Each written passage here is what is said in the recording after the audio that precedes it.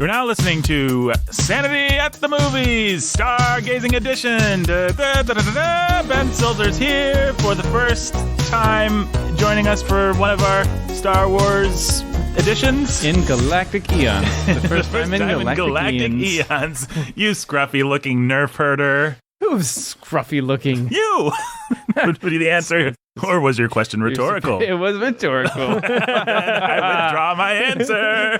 All right. Good job. Now, we've also got Jake Menzel. How you doing, Jake? I'm good. How are you? Pastor Jake Menzel. He's the guy that shows up on a lot of these Sanity at the Movies type thing. Ben, is this, all of them, in fact. Is this your first time on a Sanity at the Movies post part of the real, part of SOS proper kind of thing? Oh, my. I can't remember. Made maybe at least a cameo. Yeah. Well, Ben, It's been a while. we're happy to have you. Happy to be here. And what history do you bring to Star Wars, my friend? You like it? You hate it? Oh, yeah. A big fan? You grow up with it? You have the VHS? The answer to all those questions is, oh, yeah. Oh, yeah. Oh, yeah. Which set of VHSs did you have, if you indeed had VHSs growing up? We did, and we had the regular, the old. The trilogy? The old ones, yeah. So were they in the black case that was... I can't quite see them in my mind. Did they have interviews between Leonard Maltin and George Lucas? Oh, no, you know what? I think maybe we just rented them a lot when I was a kid, and then after the special edition came out, we had the special edition VHS. In the gold case with the interviews with George Lucas and Leonard Maltin, I think. Yeah, that's right, which we always skipped. We watched them all the time growing up, loved them. What I remember was that I was always the happiest when I could see the first 20 minutes of Return of the Jedi, first 20 or 30 minutes. Up to the Jabba the Hutt palace escape. What happens? That's like the most boring stretch of Star Wars. It's just like a bunch of people sneaking around the palace. Oh, I loved it. I loved it because I knew we would get to that point where Luke, jumps on that diving board and turns a flip and calls his lightsaber, and it's just this awesome moment that I always imagined myself doing on a diving board. I mean, who doesn't so cool. do that on a diving board? Yeah, it was like a great superhero moment. And the whole thing built to that. And I always thought all the other stuff was fun too. Because he's holding a thermal detonator. That's right. That's classic. And then you get to that boring part where he goes back to Dagobah and the movie kind of slows down. That's a weirdly structured movie. It's got, I guess we'll talk about it when we do Return of the Jedi, but it's got these long build-ups to big bursts of action, but it's not an action thrill ride exactly. No, it's not. You just kind of live, as a kid at least, you live for all the awesome scenes. Right. Yep. You got the speeder bike thing to kind of keep your appetite sated or whatever. That's a good one. You have a pretty good lightsaber battle at the end. But hey, I guess we're getting ahead of ourselves. We are getting ahead of ourselves. Talking about today. We are talking about Empire Strikes Back. This is a lot of people's favorites Star Wars movie. Where'd you guys rank this one? I think objectively speaking, it is the best Star Wars movie. I think you can argue for what you might like better or what might hit you where you live right now. But in terms of what movie had the most actual filmmaking craft, the best writing put into it, I think it's hands down this one. Yeah. Yeah, I think you're right. No argument about that. As a kid, I always thought this was the boring one. Like, I would have rather watched A New Hope or obviously Return of the Jedi, despite what me and Ben were just saying, was the coolest because it had that giant extended battle at the end, Luke versus Vader, Han and Leia doing cool stuff with teddy bears and the big space battle. Like, it was just you got so much bang for your buck. Yep.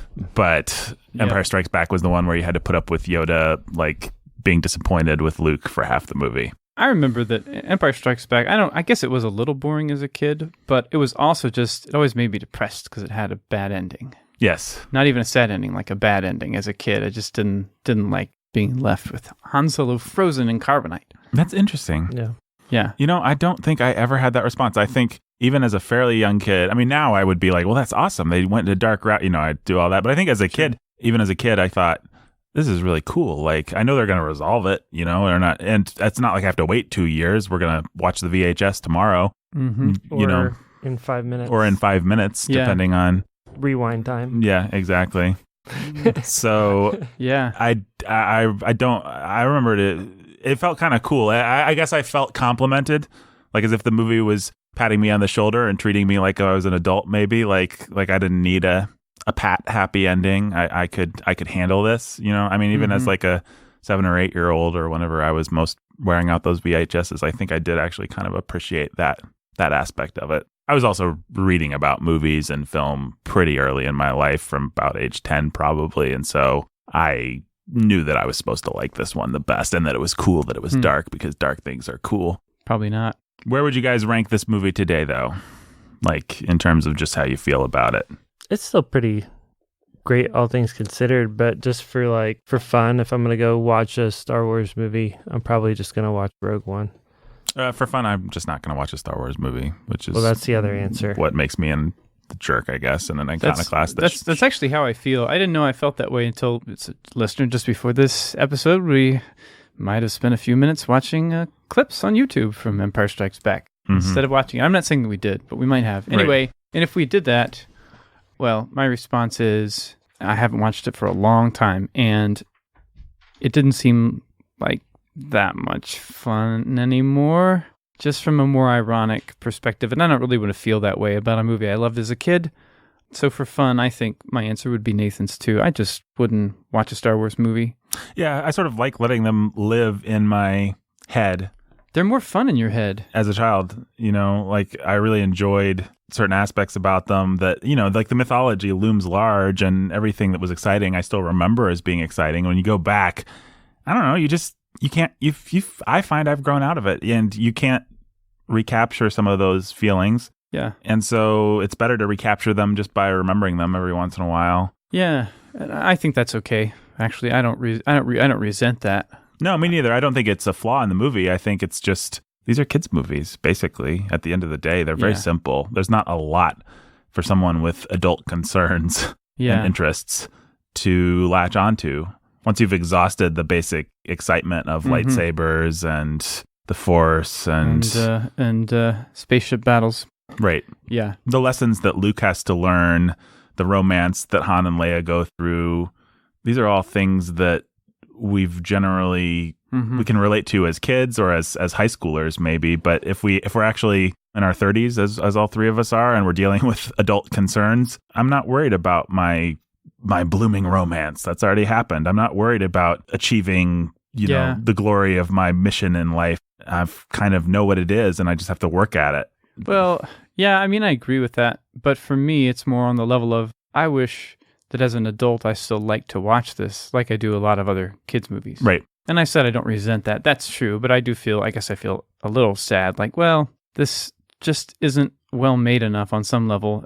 Maybe I'm going ahead too far to give my critical opinion. I mean, Empire Strikes Back is pretty great. But on the other hand, there's a number of Disney movies or Pixar movies I can watch as an adult, and I'm like, this is a well-made movie, and a kid could watch it too and enjoy it as a kid. Mm-hmm. Star Wars, not quite at that level. No, it's actually not. And I'm sorry, I mean, I'm sure a lot of our listeners don't feel that way. I'm sure they still enjoy it. And I could understand if I had kids and I was introducing them to Star Wars, I might get a kick out of that. Oh, yeah. There's different ways Star Wars will still be in my life and I'll still enjoy it. But I don't know. This is a tricky thing, and I feel like people always resent this. I've said things like this on the Bookening before, and I don't feel like I get a lot of purchase on it. But I think it's good to grow out of things. I just think part of maturity is being like, you know what? I really liked Star Wars. It's also pretty simple. There's not a lot for my intellect or for my developed emotions to appreciate now, and that's 100% okay. It doesn't mean that Star Wars isn't great. It doesn't mean that it didn't do a lot of good in its small, entertaining way for me. It doesn't take away from it. It can still be something that I kind of treasure as a special little thing in my life. But I actually think it's better to grow out of it. That actually allows you to treasure what was special about it more than what I think a lot of people do, which is they try to cling on to it and they kind of try to almost arrest their emotional or intellectual development so that they can still enjoy some of these things that they enjoyed as a kid. I mean, that's what you see when you see those Kathleen Kennedy puts on the Star Wars celebration. You see all these 30, 40-year-old people dressed up as Jedis and stuff. On one level, I don't begrudge them their fun, but on the other level, it's just like, grow up. Yeah, there's other things that are more fun. There are other things that are so much more fun. I mean, it's true. Yeah, so I feel the same way. If, Lord willing, I have kids someday, it'll be fun to introduce them to Star Wars. Sure. And I think I'll be able to enjoy it through their eyes and like it. Mm-hmm. But it's hard to imagine myself going back. And what I keep hoping for with these new Star Wars movies is that they'll make a movie that captures the spirit and the energy of the old ones. It makes you feel like you felt as a kid, but is a better movie. And so far, they ain't delivered. No. They've become very well polished, extremely well produced products. I mean, there's no doubt, like production value wise, I think you'd have to say Last Jedi is the best. Like absolutely, just the top notch, put together. And it's awful. It's the worst movie of the franchise. Right. And so if they're going to do that to me, oh well. Well, then you have things like Solo, which is, I guess, kind of entertaining for a hour and a half, but it's not doing, it's not feeding you anything of nutritional value. No, that's too bad. Yeah.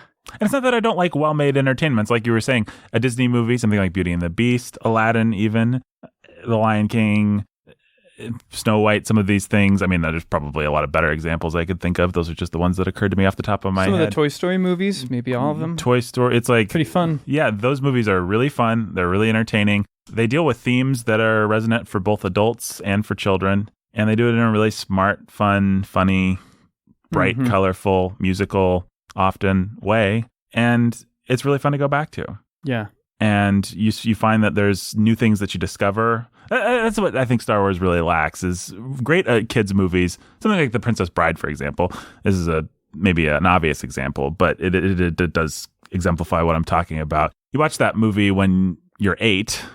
It's just an adventure movie. And it's kind of funny, but you're actually excited about them climbing up the cliffs and all the sword fights and everything. They really get you. Yeah, they get you. You watch the movie as an adult, and so it's a much different experience. You realize that the whole thing is much more tongue-in-cheek than you thought it was. That even the big action set pieces are pretty silly and pretty ironic and pretty ridiculous. Right. But you can still appreciate it on that level. It actually works on 2 or 3 different levels. It hits you at different places. And that might be a movie that I grow out of too. I don't know how it would hold up if I watched it now, but I know 2 different versions of me enjoyed it in 2 entirely different ways because it's such a cleverly constructed movie. That's right, yeah. And not every movie has to have a great screenplay like that one does, but I think there is something to be said for a really well-crafted piece of entertainment. The Wizard of Oz hits you in different ways, depending on how old you are, depending on where you're at in life, depending on, are you sympathizing more with Dorothy and her desire to go out on an adventure because you're a kid and you feel kind of restricted by or are you feeling a little bit more like a cowardly lion, I haven't seen that one as an adult. I think I should sometime. It's a good movie. I saw Return to Oz a lot more recently. Yes. That one actually still works. That's a very dark movie. It's still terrifying? Yeah. The Hall of Heads or whatever? Yeah. If you watch that as a kid... that movie will make you feel respected too as a kid, kind of like you were saying with The End of Empire Strikes Back. Right. But maybe many of our listeners aren't familiar with it. It's not a musical, and it's not bright and friendly like Wizard of Oz. No. It's like a dark take from I think it put together 2 or 3 of the books, the actual books, which are pretty different from the classic musical Wizard of Oz. Right. And it made a story out of that. It's a lot of fun. There's no Toto. Dorothy's friend is a talking chicken named Henrietta. Yes, one of the characters from the books. And a lot of dark things happen. It's really fun. It's kind of a cult classic now. It's a weird movie, but the books are really weird. So is the musical, for that matter, if you think about it at all. Back to topic. I recommend Return to Oz. Jake stepped out for a phone call. And he came back in at the correct moment. At the correct moment. To catch us. Go ahead. If you want to see a dark Wizard of Oz movie where Dorothy undergoes shock treatment at the very beginning. Oh, I forgot about that. What in the world are we talking about? Return to Oz is the movie for you. And if you want to, Return to Oz is pretty great. If you want to see a headless monster woman that collects other people's heads, I think she's got like a hall of heads. She does have a hall of heads. And doesn't she come running at Dorothy like headless? I don't know. I think she does, but the moment that kills you as a kid is when she goes into the hall of heads and they're all behind their little glass doors and she wakes them up and they all turn to look at her and they start saying, Dorothy Gale. It's just, it's amazingly horrifying. Anyway, you've got great characters. You've got Jack Pumpkinhead, which is one of the best, I think, characters from Oz. He has a pumpkin for a head. He sure does. Anyway, yeah, it's loads of fun. Yeah, and I'm not sure that I recommend it unless you... I don't want to be responsible for anybody showing it to their young children or anything. We were trying like to talk about, so Jake, to catch you up, we were trying to talk about kids' entertainments that work for adults as well. And I happened to bring up Return Return to Oz because I think it does. But we were saying that a lot of Disney Pixar movies work much better than Star Wars. Like Absolutely. for adult Ben, adult Nathan. Absolutely. Okay, so adult Jake agrees too. Yeah. Like you go back to those movies, it's like I could watch this fresh as an adult without nostalgia, and it would actually have things for me. I could watch a Pixar movie by myself or with. Definitely. I wouldn't really watch it by myself. I'd watch it with my wife. But yeah, that's a good thing to do. Like Pixar movies are a great pick after the kids are in bed and you just want to watch something sweet and fun and funny. Right. Unless you want to watch The Good Dinosaur, which is an existential horror movie that happens to be packaged as a children's movie, which you probably shouldn't let your kids watch unless they're like 10 or 11 and kind of mature.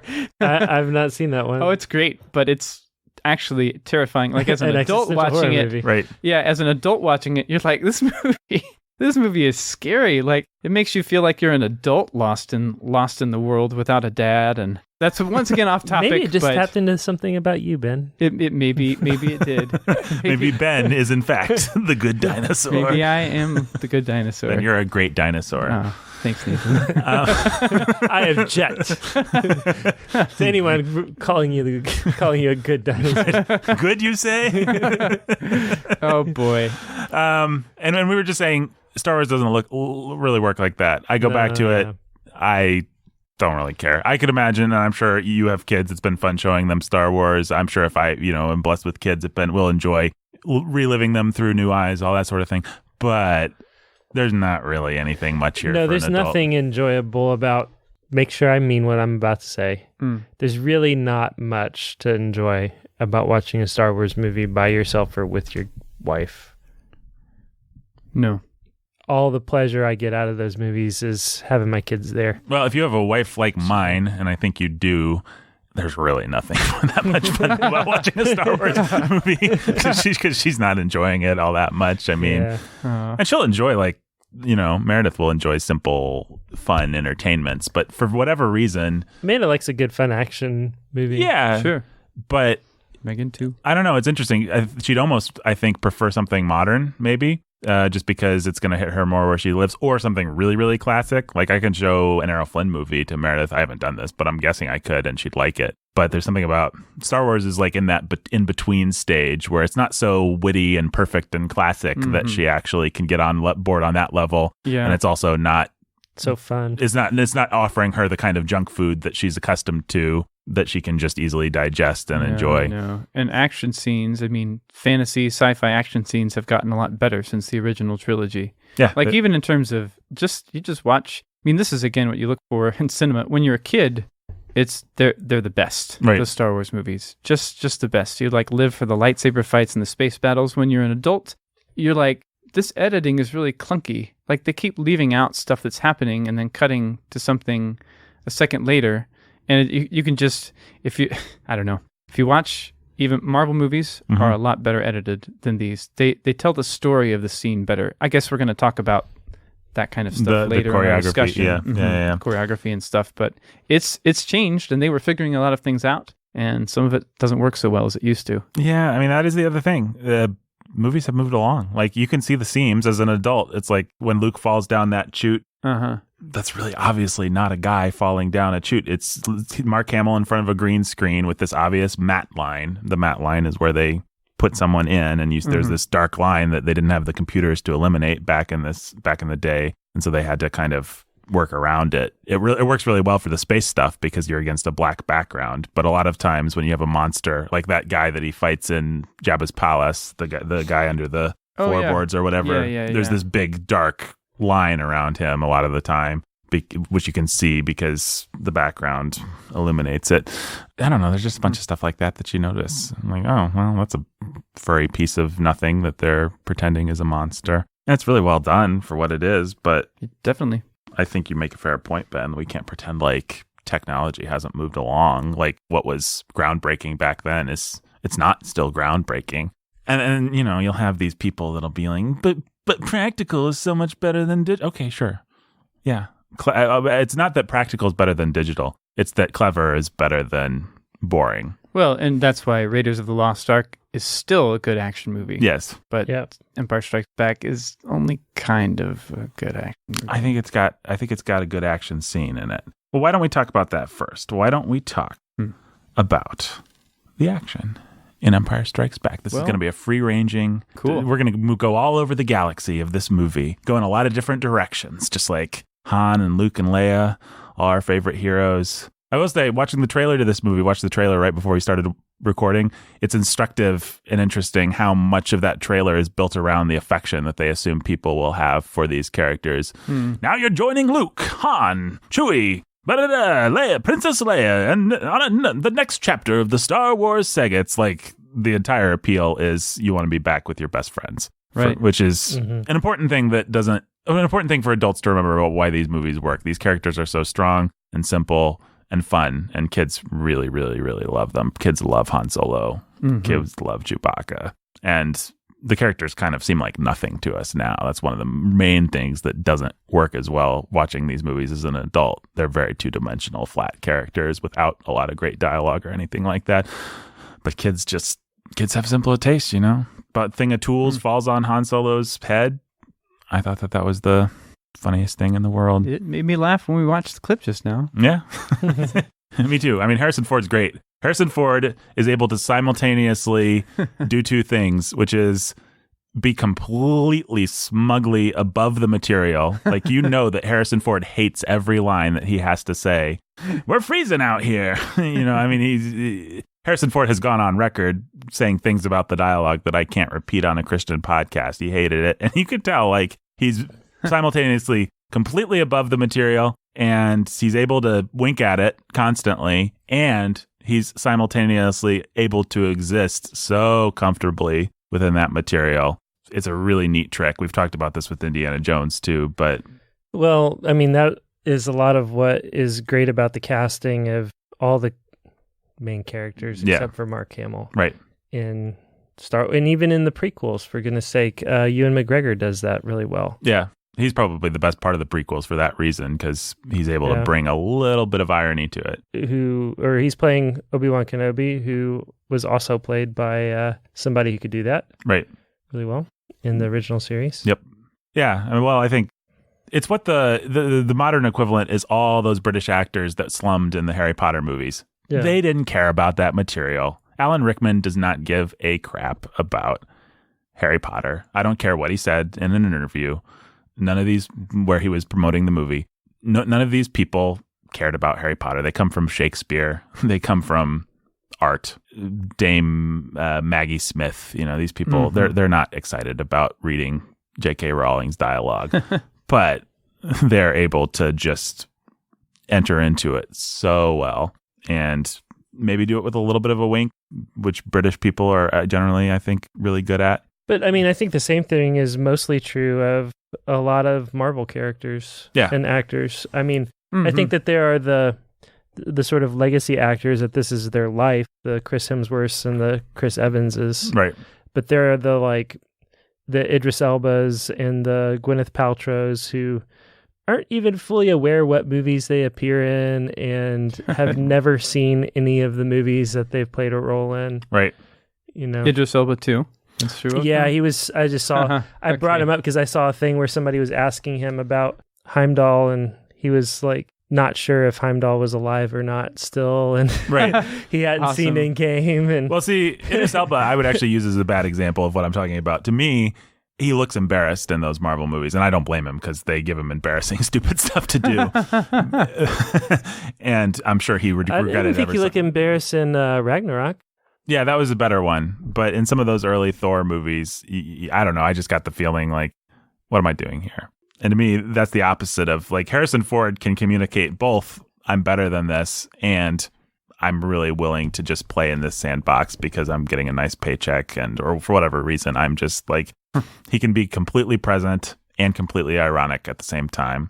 And I think it's a neat trick. It's Robert Downey Jr.'s trick as well. But that's something that a great star can do with that material. He managed to come all the way through and feel entirely sincere by the end, though. Robert Downey Jr., yeah. I mean, he's just a good actor. That's all there is to that. But we were going to talk about the action scenes. Ben, you say they don't work. Not as well as they did. Not as well as they did as a kid? Yep. Yeah. Explain yourself, sir. Well, how should I explain myself? You've got the AT attack. Is that what those things are called? You got the Walker attack. Yep. The Battle of Hoth. The Battle of Hoth. You've got the asteroid. You've got the Han and Leia doing little stuff through the through Act 2, and then you've got a big lightsaber battle at the end. Yep. And so, is that all? Wasn't there anything else? Well, there's a lot of little bits and pieces with Han and Leia. There's the asteroid field. There's fleeing the monster in the asteroid. There's, I suppose, there's some gunplay in Cloud City. Cloud City, right? Nothing too exciting there. Exciting gunplay. Yeah. Well, the Battle of Hoth is pretty cool, but I don't know how to start talking about it. When you watch it as an adult, you think of it in so many different ways, not just choreography, but like Jake was just saying as we watched the clip, this technology doesn't make any sense. These I think it's AT-AT walkers. AT-AT. There's AT-ST, which are the smaller ones, the two-legged. That's right. Yeah, AT-AT walkers, they just don't make any sense as technology. No. Nathan was actually the one that pointed that out. Was he the one who said that? Yeah, but they only... Okay. What I said is they exist because monstrous, scary dog... That's right. Robots are really cool and scary and fun. Well, Lucas actually said everything for him goes back to World War II, and he said... Or even World War I, all the footage and serials and action movies and stuff that he grew up with. And so he said tanks are the scariest part of warfare, and let's imagine tanks on legs, basically. Giant tanks up in the sky. Spider tanks. Yeah, spider tanks. No, it's a great idea. Yeah, I don't mind it at all. But it's just the kind of thing you think about when you see it. Right. So that one, since that's the best action scene in the movie, it's hard to, I don't know how I criticized it. It just looks like a cool action scene from an old movie to me. Well, what's interesting about old action versus new action, and generally I side with old action on this, especially when it's done by like Spielberg and Raiders of the Lost Ark. New action is almost always about creating excitement through, well, okay, how do I say this? Action is always about cinema is about creating excitement through editing, right? Yep. But new action, the editing style almost always changes when the action scene starts. The movie as a whole has one style.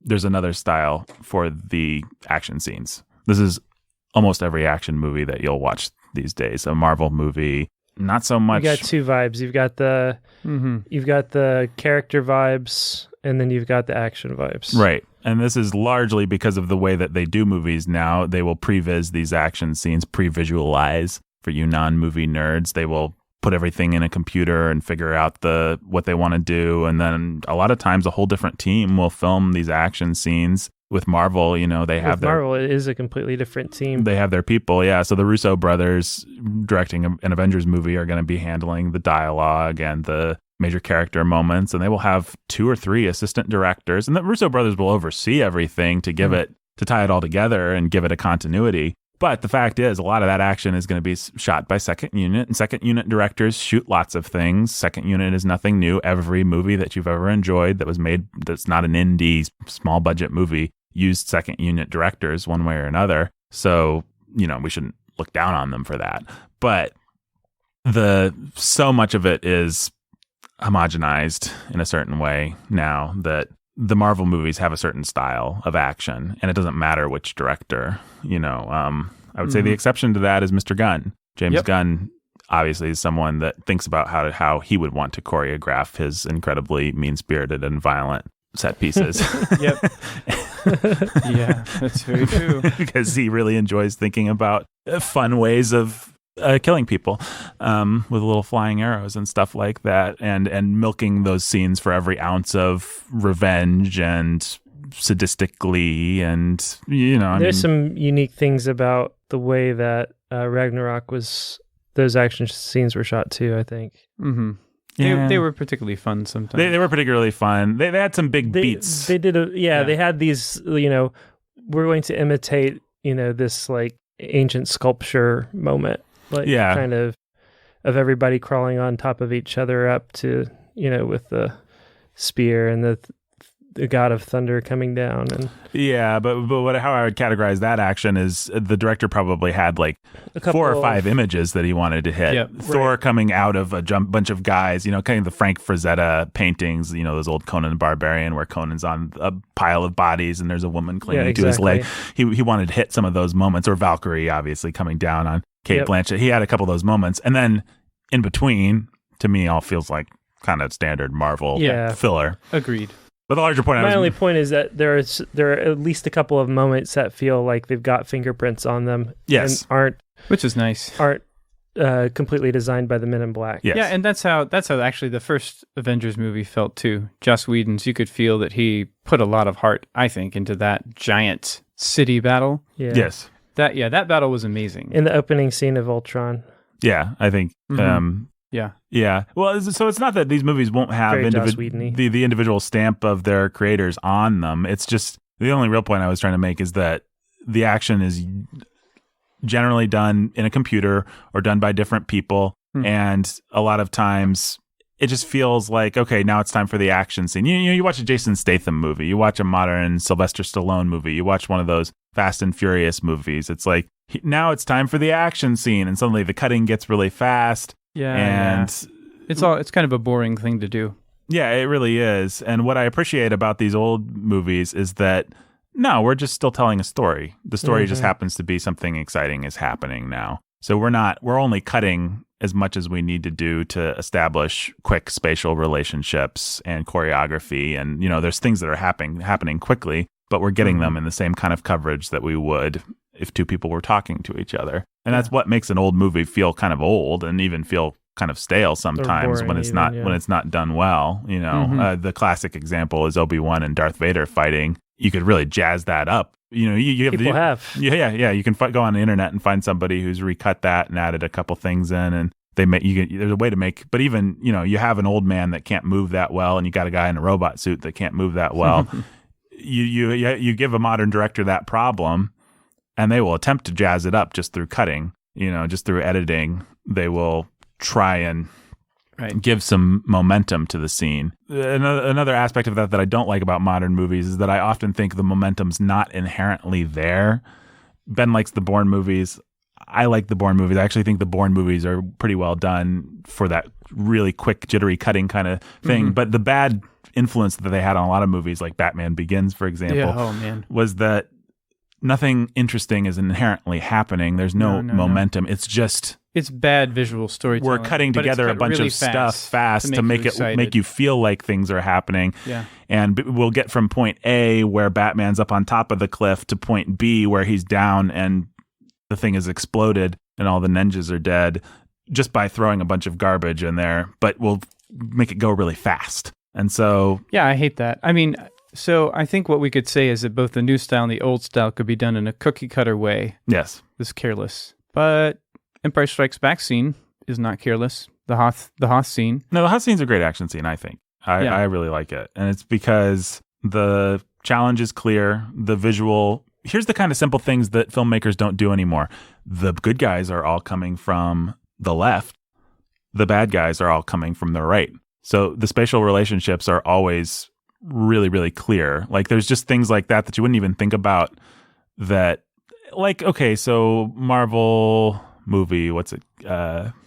What's the latest one? The big Avengers one. Endgame, same thing. Good guys are coming from the left. Bad guys are coming from the right, basically, for that big battle. Yeah. And for the whole duration of the battle, I think that holds true. Yeah, so I'm not saying people. It's pretty classic. Yeah, it's pretty classic. I mean, we read left to right, so exactly. of course, good guys are going to come from the left. Actually, interesting. Although, if you think about the Raiders of the Lost Ark truck chase, it's right to left. It's right to left. The whole chase is right to left. But it's the Nazis getting away with the Ark, so it's the bad guys driving the wrong direction. Well, Indy is the lone opposition. Right. And if you think about it, when he comes into that little thing at the very end, after he's won, he drives into the market and is hidden. He's going from left to right. Yeah. So, and I'm not necessarily saying that they thought that through. It was 100% intentional. It was 100% intentional, but I think our brains do work that way. It is the kind of thing that you would even tend to do subconsciously.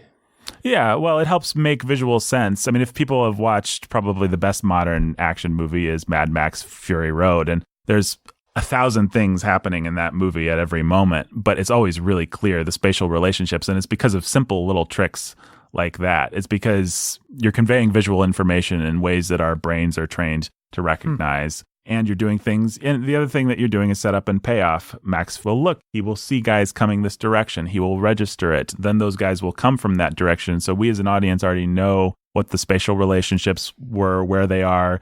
You watch some random bad Jason Statham movie, they're just going to suddenly pop out. He will be dealing with stuff. It's always in the moment. It's never about cause and effect. It's never about linear storytelling. It's always about just something's happening now, something's happening now, something's happening now. And I think that is the bad influence of the Bourne style. Although Bourne is more clever than that, I will give Ben credit. He loves the action in those movies. I think within the choppy style, those movies do manage to tell a linear story generally. Yes. Yeah, you can actually see the storytelling happening. You just have to put up with the quick editing, and you might even like it like I do. Right. But I don't like it done badly, not at all. And I'm sorry that it's had that influence. Right. We seem to be recovering from that era. But the other thing we don't have these days... Well, we're going to get a new Matrix movie, so the game's going to get changed again. The game's going to get changed again. Well, those movies have great action. Those movies... Yeah. Say what you will about Lana and the Wachowski siblings. Don't even invoke their names. Yeah. Say what you will about Larry and... Andy Wachowski, the Wachowski brothers. But they knew how to design an action sequence. They did. Those fellas. Yep. Yeah, they did. Oh. Well... Maybe it would be helpful if we talked about the not as great action sequence, which is the big lightsaber sequence, which is still kind of cool. But what doesn't work about it? I'll tell you what doesn't work about it. First of all, it totally works. I mean, it's great. It's iconic. Yep. The storytelling is good. The emotion's there. The music does so much. The absence of music. Yeah, well, and then the moments where if you watch the scene, there's no music until Vader starts using the Force to really own Luke, and then the music comes in with the best statement of the Imperial March that's probably ever been done. And then when he cuts off, the music dies again, and then when he cuts off Luke's hand, it starts. So it's mostly, but yeah, just the sound effects, the music, everything's there. It tells a great story. The reason the choreography isn't that impressive, the reason it doesn't quite register as a great lightsaber fight, I think has a lot to do with, for me at least, not having a clear idea of what the environment is. Like, there's just a lot of garbage. So there's a staircase, basically, and they do some stuff with the staircase. And there's a hole that Luke shouldn't fall into. And a modern Jason Statham movie wouldn't necessarily give you that much. So there's a lot that this movie does right, simply because it's not using bad modern habits. But you're not necessarily sure who's coming from where at certain places. And I'd say that's probably just because they had a guy in a robot suit and a kid that couldn't move his body. Yeah. Wasn't a great athlete. In a convincing way. Yeah. In a convincingly athletic way. I think they really solved that problem for Return of the Jedi. As a kid, that's one of the reasons you love Return of the Jedi more, is because that lightsaber fight is really cool that feels and powerful. Visceral. Yeah, for sure. It's faster. And then I'm sorry if this is blasphemy among the faithful, but I love the lightsaber fights in the prequel trilogy. I think they're really cool. The Darth Maul fight is great. I mean, that's the main one. That's really, really good, I think. That's right. But the final Anakin, what's-his-face confrontation wasn't everything it could have been. It got a little goofy with them, with the CGI lava and everything. On riding on robots. Yeah, I felt bored during that fight, and I wanted to love it. So I don't think it was just my cynicism, even though I didn't. Well, whatever. Anyway, yes. But those movies have some really cool lightsaber fights that I like. Yeah. Well, there's also, I think the lightsaber fight in Empire Strikes Back it's like, so if you watch a samurai movie, which was one of Lucas's influences, the way that a sword fight is filmed is very old school. It's even today when Japanese directors make samurai films, they tend towards an older style, like a slower style of editing and storytelling. And it serves it well, because a lot of those kinds of fight is like, you're waiting for someone to actually swing their sword. Right. Because if they do, someone might die right then. Right. And so it's like Empire Strikes Back is kind of in that style, and it's also trying to be a little faster and add flips and stuff. And it can't quite do either one. Like, it can almost do the slower form, like, now I'm going to swing my sword and you're going to block it. That would have been a lot faster with Japanese actors because they were trained in swordplay. Right. So it would have looked a lot more compelling in that slow editing style, which it still does. If you watch Kurosawa, they're fast. Right. Like, when they actually swing a sword, they're fast. It doesn't feel like you're watching an actor trying to remember how to practice a swing. And trying not to kill his acting partner. Yeah. No, it's like, this guy knows how to use a sword. It's like you're in Japan in that era. But in Star Wars, it's like, well, you don't really know how to swing that quickly. In this Star Wars. That's what I mean. You don't know how to swing anything. Well, as a kid, I remember thinking, man, this guy's supposed to be like super special. Like he has the force that gives him. Are you talking about Vader or Luke now? I'm talking about Luke. Mm-hmm. He's got the force that gives him precognition. Mm-hmm. And the way that he whiffs all the things that Vader's throwing at him. Oops. It's like, as a kid, I thought you could blindfold me and give me a chance to swing at a piñata and I would look better at it than that. You could get Daniel Stern and Joe Pesci in there and they'd do a better job. Exactly. Get some paint cans. I mean, you have to think about how many of the kids growing up have, swung a baseball bat, a baseball before. Way faster not Mark Hamill. than any of them. Way faster. Way faster. Way more accurate at this little tiny ball. Versus Mark Hamill swinging at these huge things that are coming slowly towards him. Right. Well, and you also think about Errol Flynn and scenes that had already been done and how fast those sword fights were. Yeah. Way, way faster than anything in Empire Strikes Back. And so it's like they didn't quite have the old stagecraft of Errol Flynn. And they were trying to do this fantasy stuff, flipping and jumping, and they didn't quite have the visual language down for representing it all. And so what you get is like, it's slow. Okay, he jumps off something. Where does he land? Okay, now he's in front of this tunnel. Wait, where's that tunnel in relation to that staircase? We don't know. He's walking through the tunnel. Okay, now he's here. It's just all these bits cobbled together. Mm-hmm.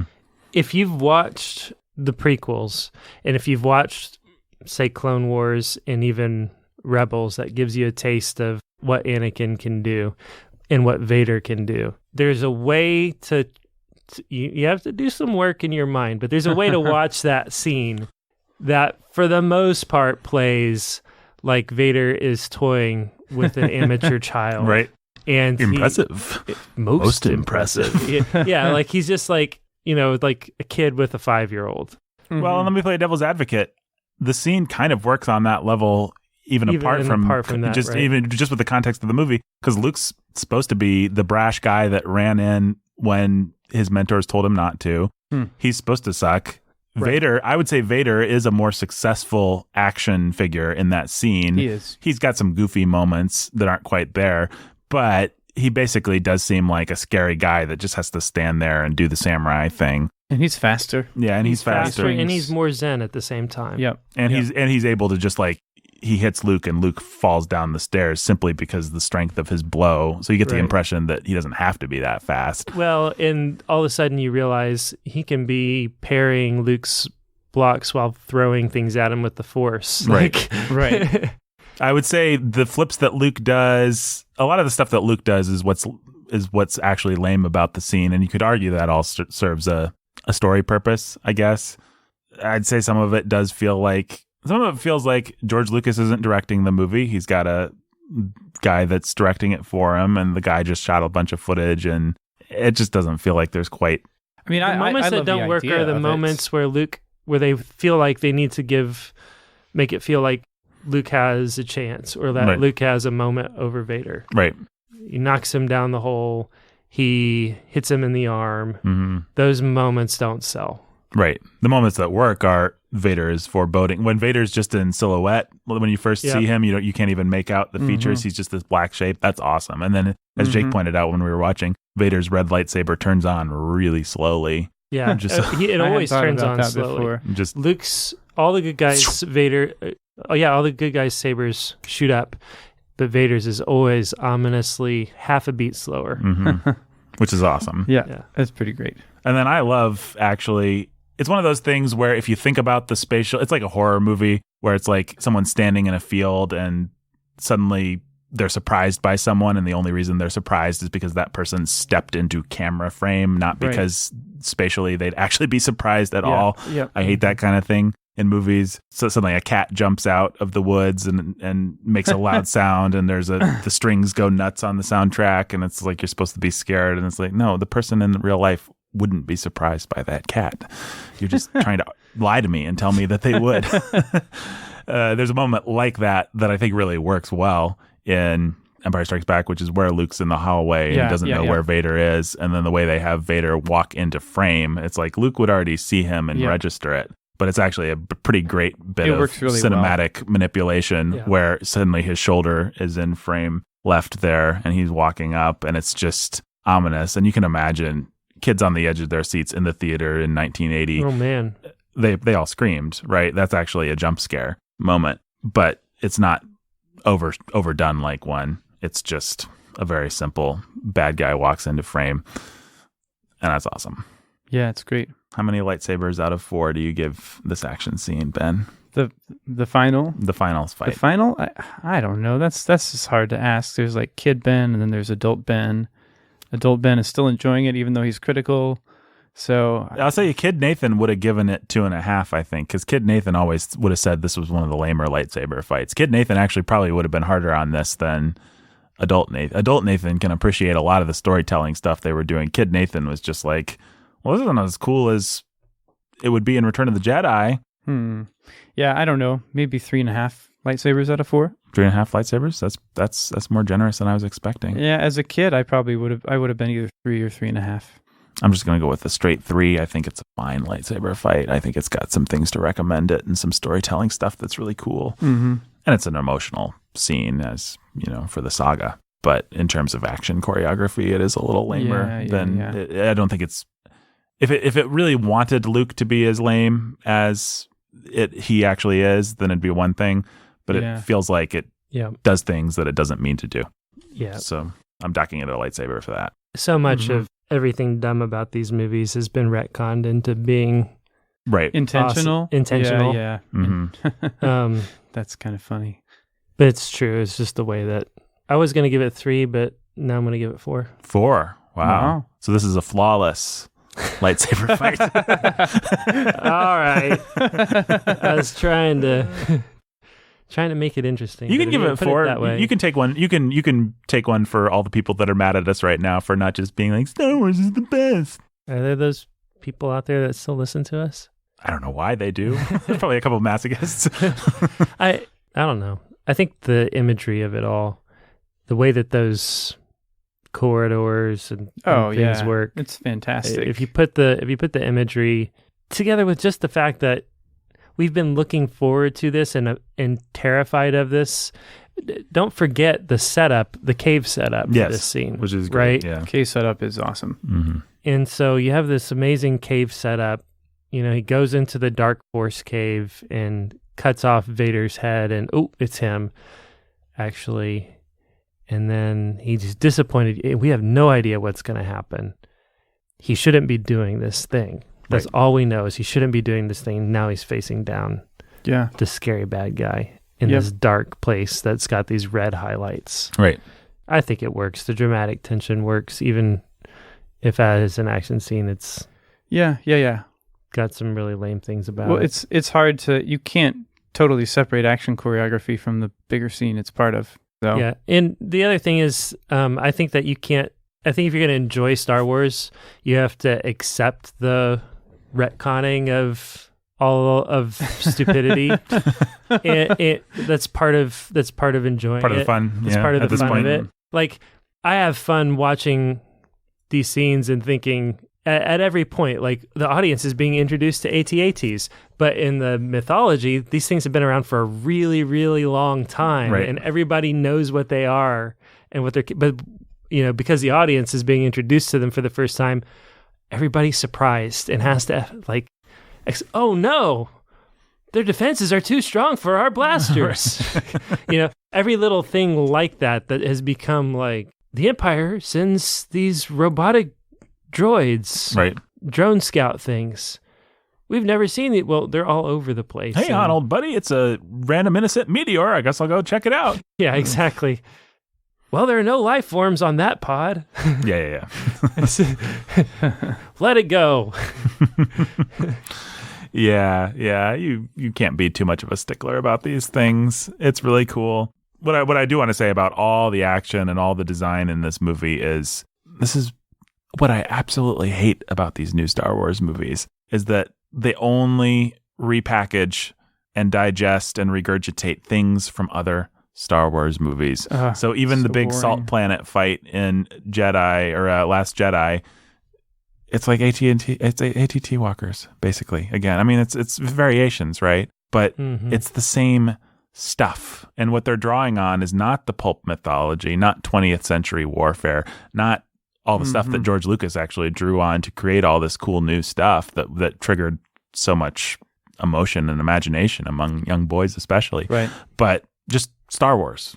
Like the snake is eating its tail. And I really, really, really hate that. I really hate that. It's why I always want to give a few points to that stupid casino scene in Last Jedi, because at least he was drawing on a source that's not exactly Star Wars. Like, here's the new thing. We took what would Las Vegas look like in Star Wars? It's like, that takes not much imagination, but one iota more than most any of the new Star Wars stuff has had about their world design. Yeah. Like, everything's just going to happen on desert planets. It's going to happen with the same kind of ships, slight variations. Yes. We're supposed to be excited about these Sith troopers. Yeah. No. Red Stormtroopers. Okay, cool. You found a way to slightly repackage what I already liked. Whereas in this movie, like, you can feel, and all through the prequel trilogy too, you can feel Lucas not always doing a good job of it, but just always wanting to create new stuff, always wanting to draw on new sources, always wanted to bring more associations from literature, from filmmaking, from the 20th century, from all the kind of action and pulp and sci-fi stuff that he liked, and from all the real world kind of stuff that he liked. You always feel him drawing on more stuff. So for this movie, he said, let's have tanks on legs. That'd be something new. No one has shown that much imagination, even that much, in these new Star Wars movies. It's just, what if the Millennium Falcon this? What if there was a thing like the Death Star? I know. We'll start the first movie on a desert planet, right? Then move to a forest planet, then move to an ice planet. Right. Oh boy. Well, I remember reading all of the, what's it called, the expanded universe books. Not all of them. I stopped at some point, but I probably read like 20 to 30. You mean like the legendary universe now? Is that what they all know? That's what it's called. Okay. Legendary universe books. And man, those books have the Lucas spirit about them. They're like, now there's a totally new planet. Oh, here's like 5 new alien species. Oh, look, here's a new thing you can do with the Force. Here's a new character. She's going to be a love interest for Luke.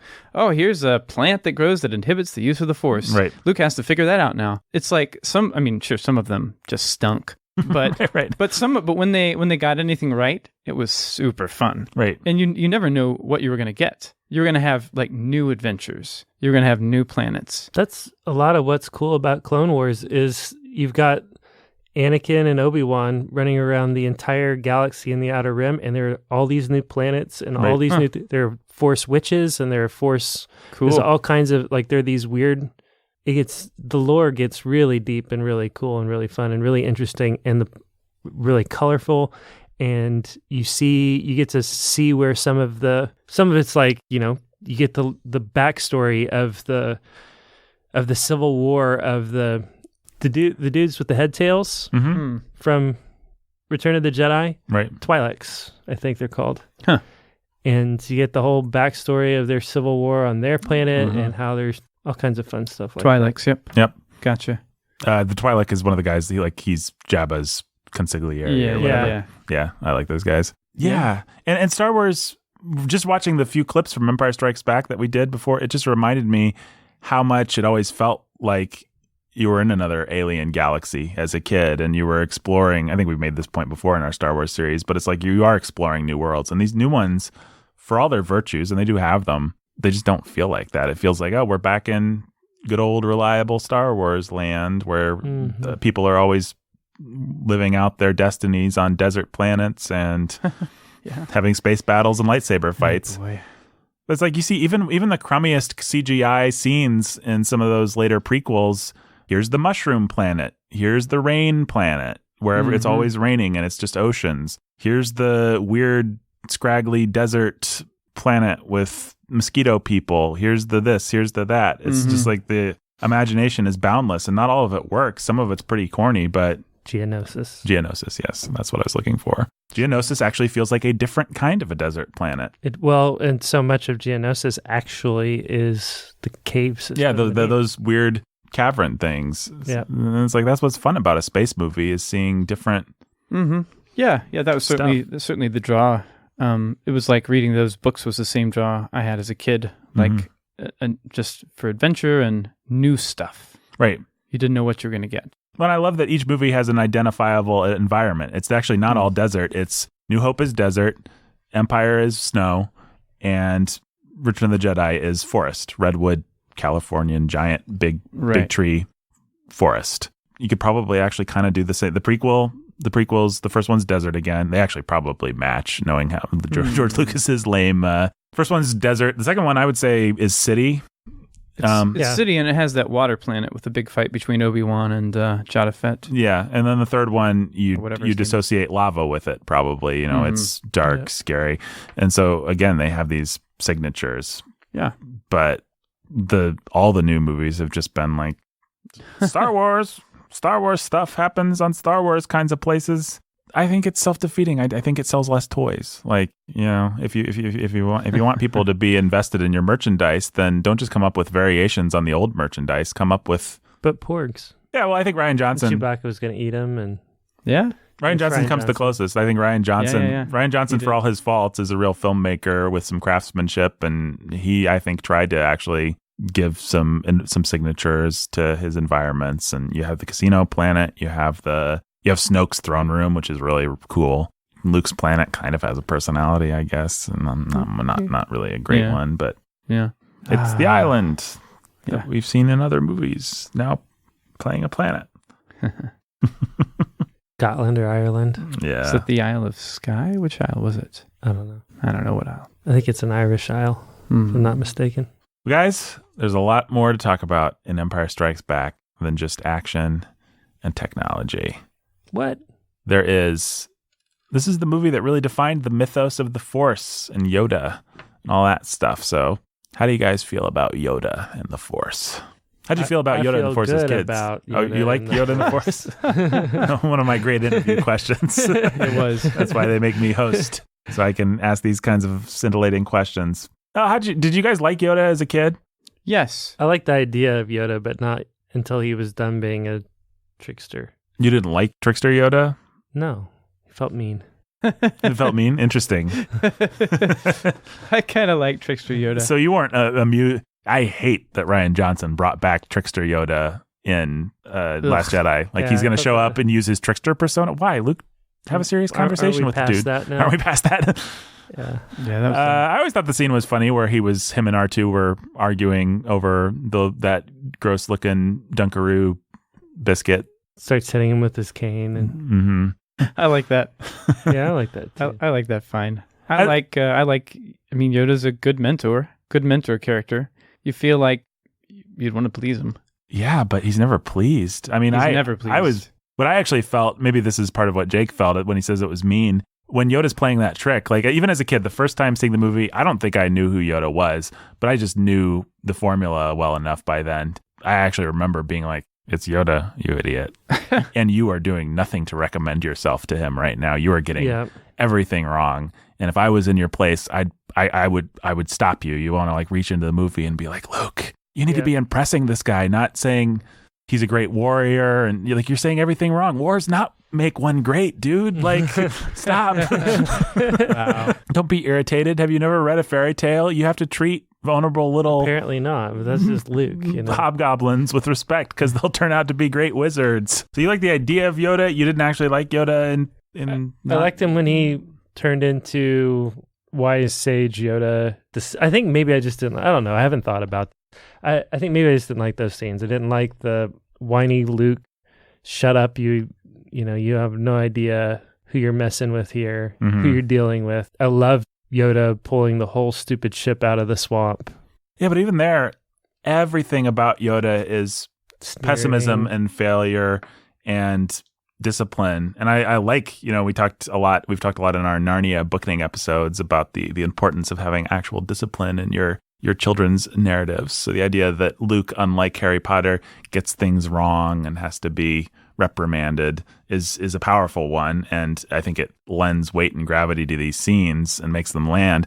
But man, I wish Luke got one thing right, or at least I did as a kid. Like, I just really felt like every scene is about Luke doing the wrong thing, being brash, Yoda sighing and being disappointed. I mean, there's not a moment where Luke gets something right. Like, he does everything wrong. It's weird in Return of the Jedi that he's suddenly a master and Yoda has nothing else to teach him, because their relationship was entirely strained.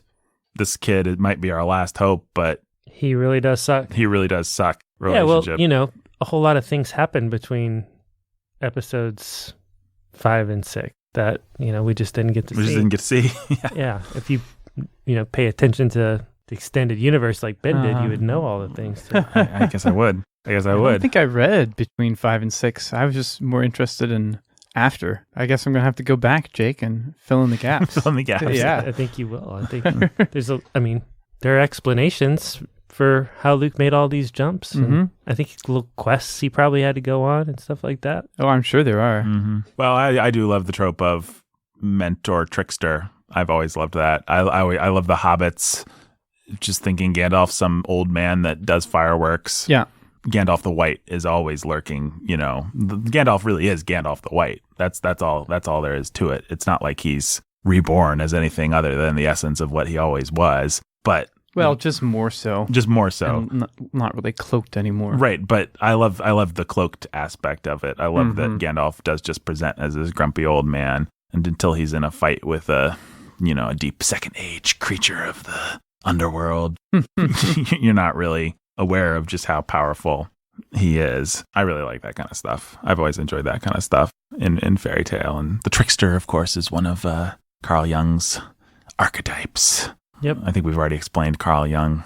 People don't know about Jungian stuff like that. I think we already talked about it on Star Wars, but it's an archetype that you've got Loki. I was trying to think, I went on a little Google rabbit trail trying to think of all the tricksters type characters. Loki's the most infamous one. Yeah, he's also not a mentor. Like, Loki's a bad dude, although often in the old mythology and in the new Marvel mythology, he's teamed up with Thor or one of the heroes, and you never quite know whether he's going to betray him. And I think Loki does cause Ragnarok, which is a bit of a bummer. The big precedents that I found were Merlin, of course. I mean, the most famous thing the reason Arthur exists is because Merlin transformed Uther Pendragon so he could look like some other dude, so he could sleep with this chick that he really wanted to sleep with. Arthur's existence is predicated on a trick Merlin played, and then there's a bunch of stuff like in Le Morte d'Arthur. Even after I think Arthur's already met Merlin and knows who he is, Merlin will meet Arthur in the guise of an old man or in the guise of you find else. That sort of thing not even in Le Morte d'Arthur, but in other Arthur stories. Yeah, and it's like, I'm just going to teach you a lesson here or give you a piece of information. Sometimes Arthur can tell that he's dealing with. Sometimes Arthur knows he's dealing with Merlin in disguise, and sometimes he doesn't.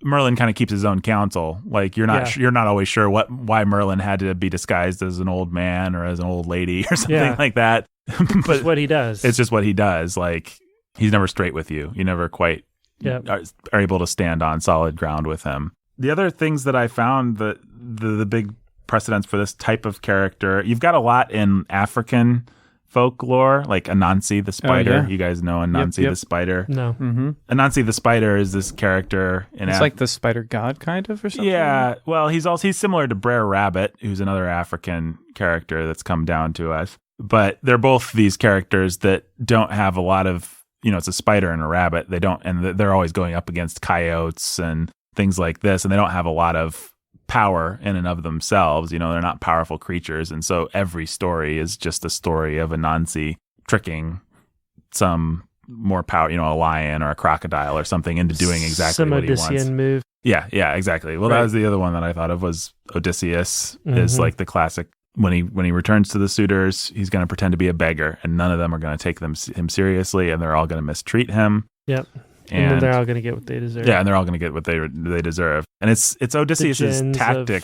What's that? The jinns. In like Arabian Nights. Yeah, Arabian Nights, it's always disguise. And a lot of the Arabian Nights is actually sex stuff, which is what Arthur has too, which is if I pretend to be her husband, I can get what I want. If I act like this person, you can get into some pretty dark stuff. The other story that's like ubiquitous across a lot of Western cultures is Grimm's fairy tale has it. The version of in there is called King Thrushbeard. You guys remember that one? No, it's a haughty princess that rejects all these suitors. She names this one suitor, this great prince. She calls him King Thrushbeard because he's got some weird problem with his chin or something like that. So she says it reminds her of a thrush. And then fairy tale crap happens. She is humbled. She ends up married to this beggar who threatens to beat her if she doesn't go out into the market and sell pottery shards and things like this, and she keeps falling lower and lower and lower, and she wishes that she had taken King Thrushbeard up on his offer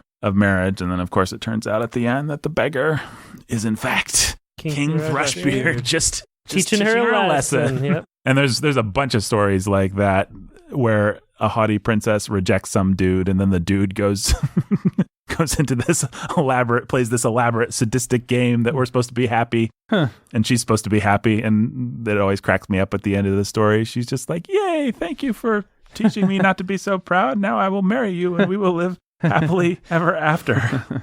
Oh man! I was also curious because if you're going to look across mythology and the things that have influenced Western civilization, you have to look at the Bible. I was curious to look at where those kinds of stories happen in the Bible, and most of them are centered around Elisha. You know, there is some stuff with Elijah and Elisha. There's the youths that are like, bald head, and he's like, bears. You know, he curses them, and so there's definitely places where people underestimate this person that has God's power on their side. There's not a lot of they just don't know who Elijah or Elisha is necessarily. The classic Bible trickster would be Jacob. Yeah, but in terms of the narrative of people don't know who this person is, and then they reveal power themselves. Power is disguised, and he's always got something on you. And he talks in riddles.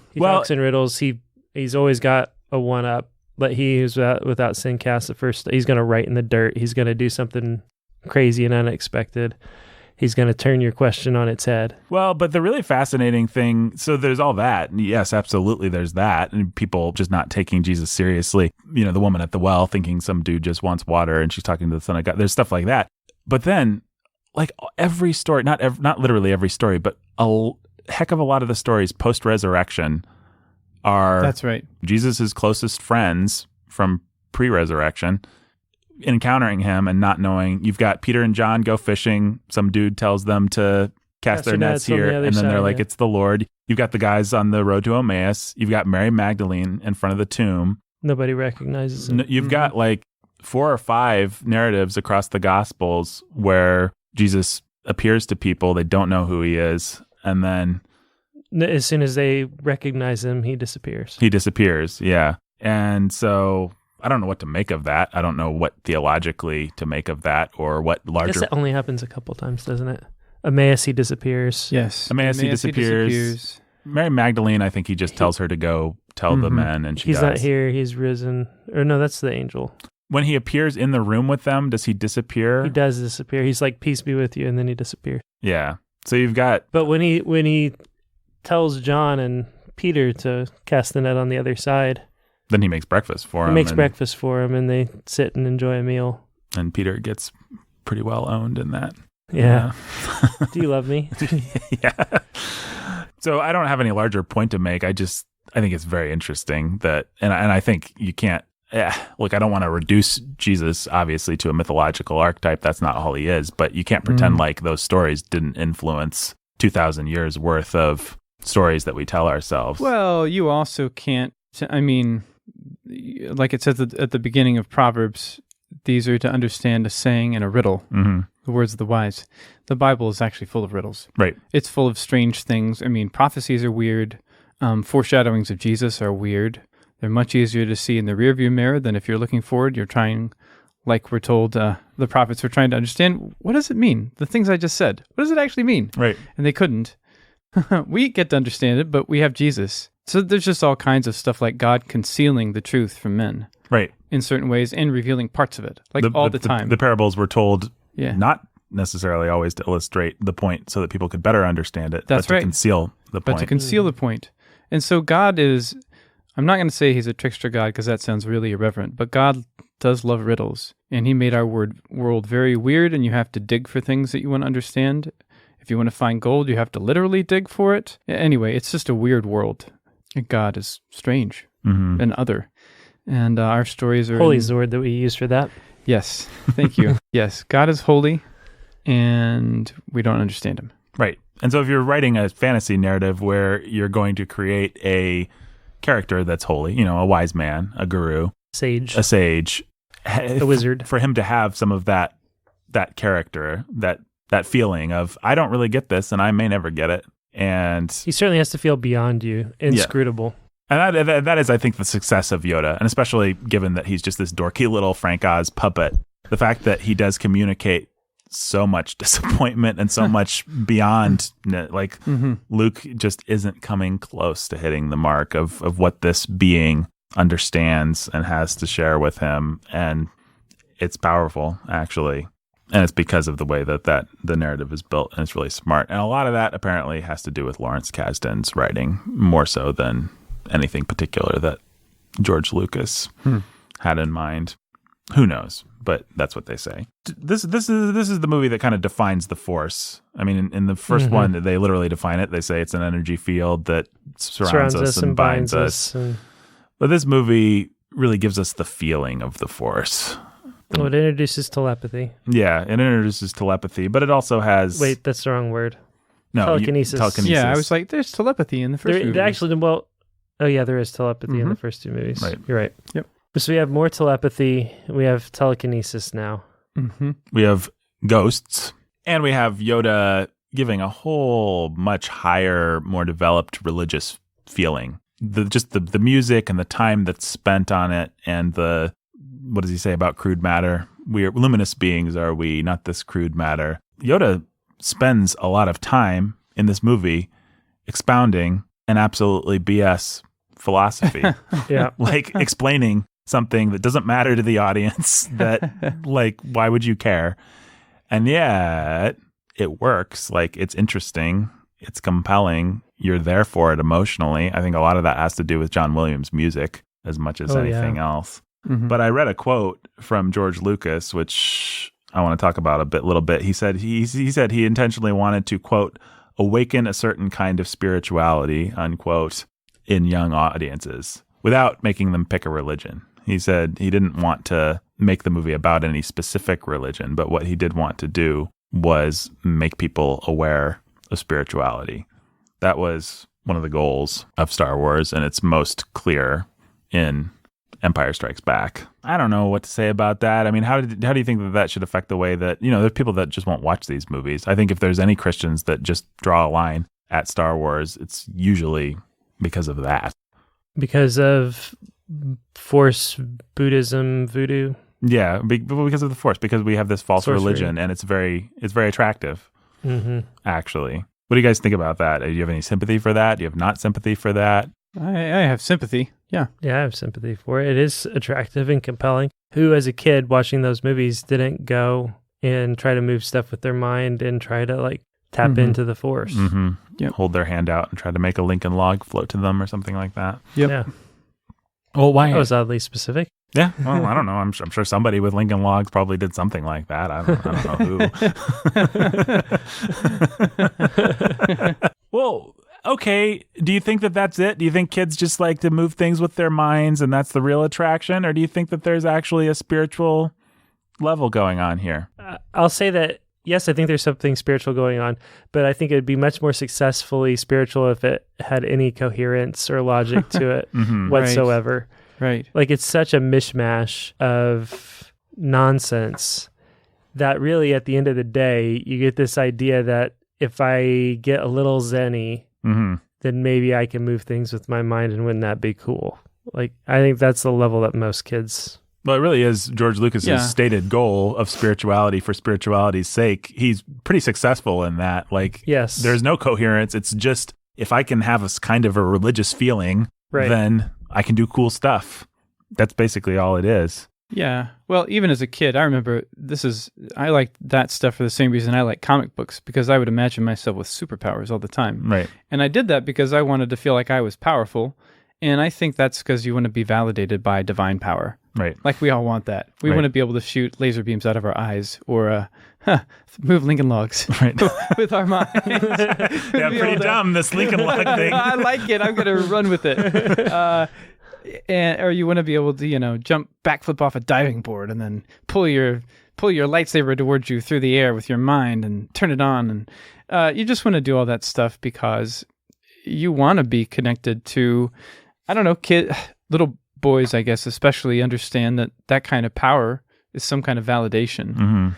That's part of the whole chosen one mythos, right? Is you want to be the chosen one. You want to be of course. Special. Of course. And that definitely presents a danger, but it's part of being made in the image of God and being, I guess, a boy. Mm-hmm. You're not going to get away from that danger simply by not watching Star Wars. That doesn't answer the question of whether or not, your kids should watch Star Wars. Well, I remember reading the Bible and experiencing the exact same thing. I wanted to be able to walk on water. I wanted to be able to kill 1,000 guys with a jawbone. I actually fantasized about having those superpowers. I didn't, because I felt like it was irreverent. I guess I just was a little more developed as a kid than you in that way. Yeah, that's fair. Yeah. You were a better theologian than I was. Yeah, I was for sure. Yeah, no, but totally. That kind of stuff, exactly. But I mean, who that's read the narratives of Jesus doesn't go to a body of water and at least have it cross their mind? Absolutely. Wouldn't it be cool to walk across this? That's right. Sucker. I mean, if Peter could do it, then maybe I could have enough. Yeah, faith like a mustard seed. I mean, these are the kinds of things I could literally move mountains. Like that. Maybe the Jedi stuff is real. Can I move this mountain? Well, I actually remember as a kid at some point, I'd have no idea how old I was, but there was a mountain and I knew that verse and I put my hand out like a Jedi and I tried. And I remember feeling bad, like my faith. I obviously don't have enough faith. I obviously don't have enough faith. Not even a mustard seed. If I had a mustard seed level faith, I could move this mountain. Yeah. Yeah. So all kids have to be shepherded through that stuff. And they have to understand what power is and what it means to be connected to God. It's different than being connected to the divine, all-powerful force or whatever the force is. Right. Midichlorians. Yeah, midichlorians. That, guys, that's just a theory of the rogue Qui-Gon Jinn making an association that's not representative. Yes. That's we retcon everything. That's clearly what they're setting up, and it's awesome. Yeah, that's awesome. I mean, that is totally comic bookish too. Right. Speaking of superheroes, you retcon anything as needed. Yep. So the Force is a lot of fun. You read any fantasy book, you read The Hobbit, you read Lord of the Rings. You want to at least be able to have an awesome illuminated sword that cuts through anything, like Sting or like what are the I can't remember the name of Gandalf's sword, but anyway, Glamdring. You want Glamdring.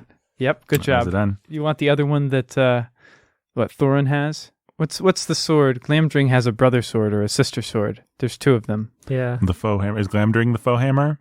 I don't know. I don't think it's the fake hammer. No, F-O-E. Orcrest. Orcrest, that's right. Orcrest, that's right. Yes. Well, you want that stuff, and you want to be able to turn invisible, and you want to imagine you could be Gandalf and do all this awesome stuff and fight a Balrog. Of course you do. And then, if you read Bible stories, you still can't get away from that desire. Right. I mean, does Star Wars push it so far into dangerous paganism that I kind of doubt it. I don't want to get too Gospel Coalition-y or too C.S. Lewis-y about this, but I think a lot of adult, mature Christian life is not learning to be done with those desires, but learning to relegate them and to understand how the mundane things that we actually do in our Christian lives, quote unquote, mundane things, are things that we draw on the power of God to do. And it doesn't look like floating, and it doesn't look like killing 1,000 bad guys with a laser sword or a donkey's jawbone for most of us, or smacking people on the head and healing them of their wounds. Right. Yep. But it does look like God renewing our minds and transforming our hearts, and that is a miracle. That is power. That is power. And Proverbs says the power of life and death is in the tongue. A lot of this does sound Gospel Coalition, I guess, but I don't care. It's in the Bible. So a lot of life is learning to use your tongue. Sometimes Gospel Coalition uses the Bible. Right. Believe it or not. I know they do. We're making unfairly hyperbolic comments. Yes, we are. C.S. Lewis is great a lot of the time. Yep, and absolutely. Gospel Coalition can be pretty okay sometimes. Yep, absolutely. So you learn how to wield the power of the tongue. Right. And it doesn't feel very impressive. But it does kill people or heal them. Right. Yeah, and that's why we like these stories, is because they are related to what we do in our lives and how we live them, and the people we save, the people we kill, the battles we fight, and we've all got them, no matter what we are. I mean, not to sound too Gospel Coalition here, yes, let's see, but it's just true. We're all heroes, we're all villains, we're all sidekicks, we're all something. Yep. There you go, folks. Is that what you wanted? I think that was probably what a lot wanted. of people wanted. Yeah, it's true.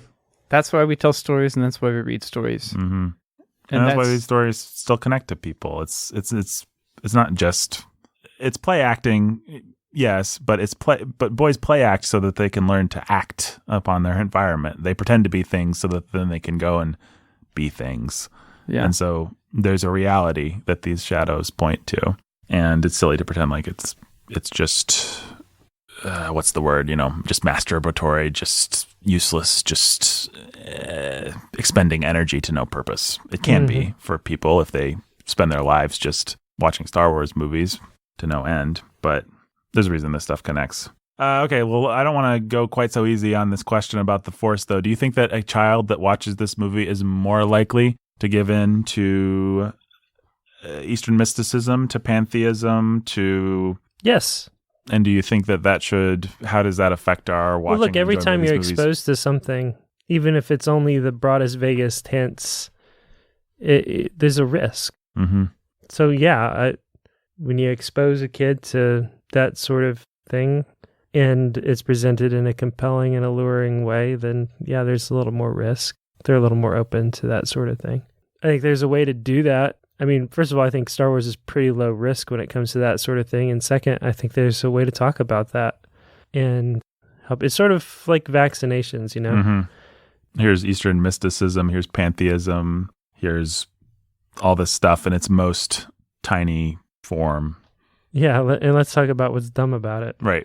Well, it's actually a nice mental handle for kids to have, I think. And I'm not saying if people don't want to show Star Wars to their kids, fine. I don't care one way or another. That's my giant answer to the question: is do what you want and just do it in a godly way and use some discernment.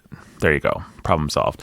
But I think it's kind of nice. I think it was nice for me as a kid to be able to, when I encountered Buddhism later, when I encountered Zen philosophies, when I encountered New Age, I already had this Star Wars thing that me and my dorky, snarky Christian friends had been making fun of for a decade, like we all, yep. And my parents had already been saying, no, actually there's a God, and actually it works like, I already had all that framework there. And so it was very easy to just reject. It's exactly what Jake's saying with vaccinations, it's just like, well, okay, this is all this Buddhism stuff is just Star Wars. And I already know that's kind of silly. And for kids and for babies. So yeah, goodbye. Why do you guys think that Lucas went the direction that he did? Why not a theistic fake religion? Why is there no God figure? It would feel too familiar. Everything that we're trying to do here is in outer space. It's trying to take these classic things and make it feel mystical and otherly. And probably Lucas was himself attracted to it. Yeah. And so you combine the two, aspects of a personal attraction to that sort of thing with it's got to feel otherly. It's got to feel bigger and broader and its own. It's got to be undefined. I don't know. Mm-hmm. Yeah, I think even though Lucas says, all faiths are true, he's an agnostic, and it's hard to imagine any agnostic creating a personal deity for his fantasy world. It's more like, unless you were just determined to be mean to Christians and comment on their God. Right, which people have done. You've got your Philip Pullman kind of stuff. Yeah, people have blasphemed God, right, the living God, that way many times. But Lucas, it's just easy to imagine him being drawn to some big force. Mm-hmm. Like, sure, there's God. I don't know what it is, but it is there, and we can tap into it. And so my characters will tap into an it. Right. A thing. So they do. I think it's also important to remember that this grew out of the 1970s, and these people came of age through like the hippie movement, and that whole generation was really into that stuff. Like UFOs were big. You think about what Spielberg and Lucas did and what they did with their big budgets and the kinds of stories that they like to tell. Those stories didn't come out of nowhere. People were into New Age philosophy. This was in a lot of ways the flowering of all that stuff. The Beatles brought Eastern mysticism into the mainstream, and people really connected with it. And supernatural ghost stories, you can kind of track these things, kind of go in cycles, right? Like people are interested in vampires for a while, and then they're not. You look at the Victorians, and there was a certain kind of stodginess, but then they started getting into these spiritualism and occultism and things like this as a response to it. And then you have the 1950s and everything that I'm not trying to turn this into a social history, but I think it's just important to remember what George Lucas actually comes out of, and to make the very simple point that these were the kinds of things that people thought were cool. I actually don't think that stuff has quite the sheen of credibility or of interest now that it did then. I think New Age kind of stuff was really big. Yoga, everything like that was really getting big in the 70s. You mean Yoda? Yeah, I meant Yoda. And so there's a lot of... Is that where his name came from? And so I think even like a young pagan, in a secular household watching Star Wars today might kind of make fun of it or have a snarky attitude towards the religious stuff that I think a young person in the 1970s or 1980s might not actually have. They might have been, Stephen King was real big. There's just a certain science is our religion now, which is why Marvel will take all the old mythological stuff and then just make it into science materialism, basically. Right? Yeah. Thor is real. He's from another planet. They have multiple millennia lifespans. What you call magic we call science, is right. And we've got these shorthand ways of talking about it that sound mystical to you, like Rainbow Bridge, but you call it Einstein-Rosen Bridge or whatever the crap it is. Yeah. That's right. Because it's prosaic to us, but, you guys are not as advanced as we are. Right. But the society is always behind the philosophers and the church is always behind the society. And so if you kind of think about that kind of rank materialism as actually hitting in the 1800s and then becoming popular through the 20th century, it's really now that we're bearing the fruit of that in just mainstream society, where it's just expected that you'll be a materialist and an agnostic, basically. But even as far back as the 70s, we've got people coming out of a more conservative religious background and into some new agey kind of goofy spiritualism and occultism that is just a little bit different than what we have now. And there will always be, if you try to go full material, there will always be occultism and paganism in either in subcultures or just like popping its head up in the most materialistic agnostic person's life. Superstitions and things like that, an absurd fear or belief in.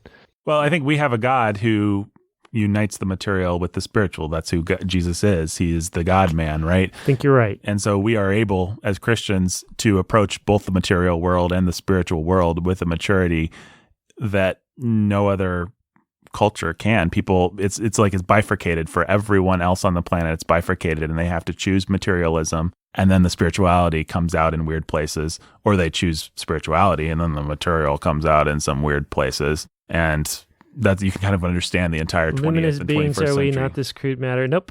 All we are is this crude matter. Right. Actually, we're both. Right. And if we're crude matter, how do we find a way to give some luminosity to that? And if we're luminous beings, then what can we not? Then why don't I just have sex with everybody that I want to? These are questions that people have had to explore in a post-Christian kind of a world, and Star Wars is just one little rung on the ladder there, I guess. But yep, and they've all been explored before by the pagans. It's not like they're new questions or new answers. No. Yep. No. Plato done been there and done that. Plato done there, been that. Plato done been there. The Gnostics done been there. But that's old Lucas. That's where he is, and that's the Force, and it's worth at least kind of understanding that and putting that in context. Incredibly immature. Yeah. Which is why it appeals to children and why children always grow out of it unless they are incredibly immature people. Yeah, that's why I think it's so sad. Like when new Force Awakens came out and all these geeks were coming out of the woodworks that were like, you read stories about the theater lost power, and I missed my opportunity to see the first Star Wars movie, and it's a tragic event in my life. And people just had these extreme responses, and you realize there's actually people out there that believe in the Force. It's like, that's just arrested development. That's just the most immature. There's nothing here. This is not a full course meal of religion. This is not even a good false religion. This is just silly movie stuff. That's right.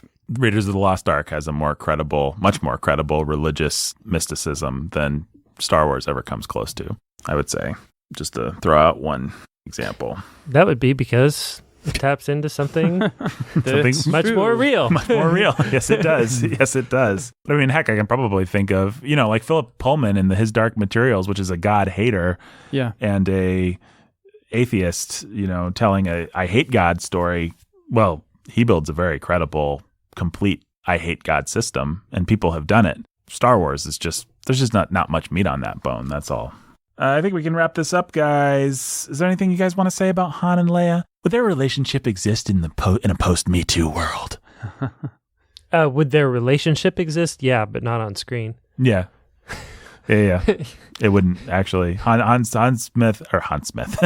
Han Solo is a... I think we just renamed this. Such a cooler name. Yeah, so much cooler. Hey, it was originally Indiana Smith. You know that, right? This movie actually, maybe it'll get grandfathered in. But I imagine at some point we'll see like think pieces, and maybe it'll get reassessed actually in the modern landscape, because Han, what he does really isn't cool by the Me Too. He power kisses her, like he makes her kiss him when she's not necessarily given consent to this kiss. In fact, doesn't she say like please don't or something like that? She's given explicit non-consent to this kiss, but then she likes it, which is just a male fantasy that's what causes rape and things like this, because they think, well, if I'm just good enough, then they'll like it, which is what's been causing patriarchal oppression and rape and things like this for thousands of years now. I actually think I'm making kind of a credible argument here. Do you guys think, forget about Me Too and all that. Do you think Han Solo, do you think this is the kind of romance do you think that this is getting at something real or something dumb? Or should kids be watching this romance? It's a pretty thin romance, actually, so I don't know that there's a whole lot to read into it. They're supposed to love each other by the end of this movie, and therefore they do. And there are some steps along the way. First, we got some jealousy in the first act. Mm-hmm. Then we've got some bonding experiences over mutually scary, tragic events. And then we've got a distance will make the heart grow fonder, and now we realize we really love each other moment, the end, and a little power kissing scene in the middle there, and, But Jake, this is predicated on the notion that girls like bad boys that mistreat them. Is this true? They do, yeah. Lots of girls do. Immature girls or godly girls? It's a complicated question, Nathan. And the listeners want to know, Jake. I don't want you to take your red pill before you give the answer, but the listeners want to know, Ben. They do. Yeah. Without getting all red pill about it, it is true that girls like guys that can protect them, which means that if a guy exudes some danger, an ability to deal with danger and confidence under pressure, and an ability to just like tell her what to do and not really care that much what she thinks. That is attractive. That is attractive. And that is what these simplistic things are getting at. And that's what stupid, immature women think they're attracted to, and they're attracted to domineering jerks and who brutes are going and to abusive men. Yeah. Yeah. That's why they've taken something good and accepted a twisted form of it in their immaturity. Mm-hmm. So, yeah, a woman shouldn't be attracted to a man that's safe. But shouldn't be stupidly attracted to a man who's the wrong kind of dangerous. But a woman that will and shouldn't be stupidly attracted to a man who's the wrong kind of dangerous. But a woman should be attracted to a man who will keep her safe. Right. And he's got to be able to do that. And he's got to be able to keep her safe from outside threats and from himself and from herself, which means he's got to discipline himself. He's got to be able to discipline her, and he's got to be able to pose a threat to anybody who would pose a threat. The reason that the real Han Solos often turn out to be jerks is because they have 2 out of 3. They can discipline her. They can discipline the outside world. They can't discipline themselves. Exactly right. That's why you don't actually like a guy that power kisses you, because that's a guy that can't discipline himself. Yep. It doesn't matter how well he can discipline you. If he can't discipline yourself, then that's an extra scary combination, actually. Absolutely. Yep. So watch out for the rogues and scoundrels of the world. I know lots of women like to listen to this podcast. Deep into our, 6th episode? Our second hour of Empire Strikes Back. And 6th hour of Star Wars or something like that. Yep. We've only gotten into our 2nd hour of Empire Strikes Back. Yep. This is actually our 3rd hour if you count that other thing we did on Empire Strikes Back. I will say, it is instructive that old things, even as old as this, 20, 30 years, reflect human sexuality so much better than new Star Wars movies do. Oh, man. Rian Johnson is trash. There's a lot of really basic things, as Jake was just talking about, that this movie gets at about the way that men and women work, and it just accepts without even thinking about it. Whereas Rian Johnson thinks that the foundation for a relationship is the woman intentionally sabotaging the man's attempts to be heroic. Rendering him impotent. Yep. And then telling him that the real secret is love. Right. Whatever that means. Which definitely does not mean initiative, sacrifice. Fighting against those evil things that are threatening the things that you love. Right.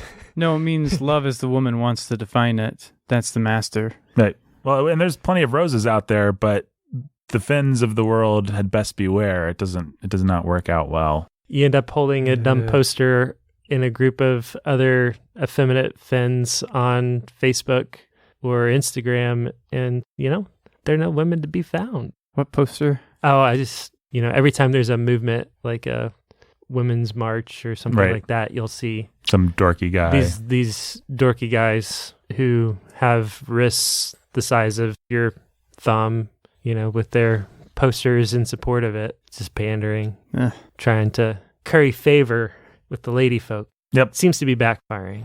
Well, and I bet there's some guys listening to this podcast who just let their wives or girlfriends stop them from ever having any initiative. And again, without being red pill about it, you should have a little backbone, dude. Grow spine. Grow spine. That's right. I've got one more question, guys, and then we can be done. Darth Vader. Yeah. Kids love Darth Vader.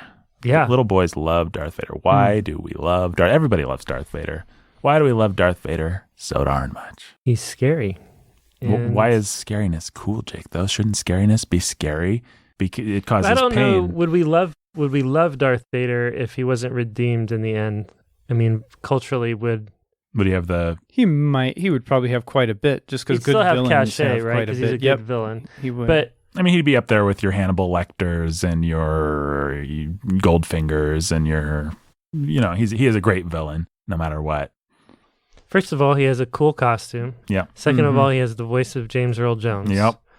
Third of all, he's got some real signature things about him. Mm-hmm. But aside from the all-black costume and the red lightsaber, the breathing, you watch the trailer for Empire Strikes Back, and it does the kind of thing that lots of trailers do, which is it just ends on Darth Vader breathing, as it fades to black. And we linger on a fade to black while Darth Vader's still breathing. It's just iconic and taps into World War II iconography. Right. And then he represents the allure to give into evil. And he's powerful, and everyone fears him and respects him. He's feared and respected, and who knows what he'll do. Like, he's kind of unstoppable. What's going on with this guy? Mm-hmm. But we recognize that allure to darkness in ourselves, and we feel pulled to it. Right. Well, and I think for little kids, especially for little boys, every 6-year-old boy that's ever got spanked for knocking over a lamp or throwing a ball through a window loves Darth Vader, because you spend your whole life, especially your young life, feeling like you have to curb your more powerful, destructive influences. So just on a very simple level, just to have a character that can smash things and break things, throw things around, and express his rage, give in to, yes, the dark side, but really just the bratty dark side, right? Like Kylo Ren. That's who you're talking about now, right? No, I'm talking about Darth Vader. Okay, all right. Kylo Ren actually is an interesting, here's what this impotence actually looks like in a young man that allows himself to give into it. I actually like that about Kylo Ren. But I think Darth Vader is attractive, not so much because we want to tap into because we all want to tap into our really evil dark side, but also because we want to tap into our really prosaic dark side, especially young boys. It's like, I like to be able to smash things. I like to be able to throw my coat on the ground when I come in and not have to, Darth Vader's mom doesn't make him eat things that he doesn't like to eat. I know that. If she did, he would force choke her. He would force choke her, and then she'd get him some dessert. I just think little boys often love villains, and especially big hulking Frankenstein-like villains for that reason, or muscle men kind of characters, because they feel always put upon. It's just fun to be able to do what you want. So that's my theory for why people like Darth Vader. Is this movie anti-father, guys? I know I realize I'm asking a series of really dumb questions, but it's because I believe you guys will give me smart answers if I ask dumb questions. For a movie with 3 father figures, 2 of whom are good, and that's going to resolve in a son redeeming the father, I'm going to say no, it's not anti-father. It's just tapping into father hunger. Why does a mythological story like this have to deal with a father fighting a son? Well, if you read Carl Jung, or if you read, what's his face? Joseph Campbell. Father hunger's just, and it's the heart of these stories, and overcoming the demons of your father one way or another is at the heart of what it takes to grow and self-actualize. Every young man is haunted by his father and has to overcome what's bad about his dad and embrace what's good about him. And that's absolutely true. I mean, I think if you think about this movie from the perspective of the perfect audience for it, let's say an 11 or 12-year-old boy, what are the things that boy has to deal with? He's got to figure out girls. So Princess Leia's, we've got that. We've got that aspect of it. He's got to figure out his purpose in life. So that's Luke. That's the adventure that he's going on. And he's got to figure out his dad, basically. And so that's Darth Vader. And so we're getting at 3 of the most primal, we're getting at sex, death, and dads here. It's some of the most primal stuff that people deal with. That's why these movies work across cultures in different languages. It's just one of those things. Everybody's got a dad. And even if you didn't like him that much, he still defines who you are in a huge way. Well, Ben. Nathan. How many lightsabers out of 4 do you give The Empire Strikes Back as a whole? That's hard. I'm just going to say 3. 3 out of 4. Yeah. Is there a Star Wars movie that you'd give more lightsabers to? Probably not. That's fair. Jake, same question? Same answer. Same answers? Yep. Yeah. 3 out of 4. It's a 3 out of 4 series as an adult man. But this is one of the best. Yep. Have something high energy to end on here. But this is one of the best. Right, guys? That's right. That's right, Nathan. How about that Imperial March? It's good. Fantastic. Yep. Watch Empire Strikes Back, you should. Enjoy it, you will.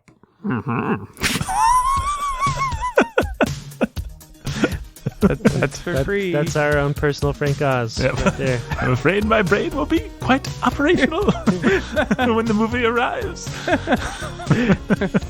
Sanity at the Movies, produced by Nathan, executive produced by Jake and Nathan, joined by our good friend Benjamin Sulzer. Until next time, folks. Do or do not. There is no try.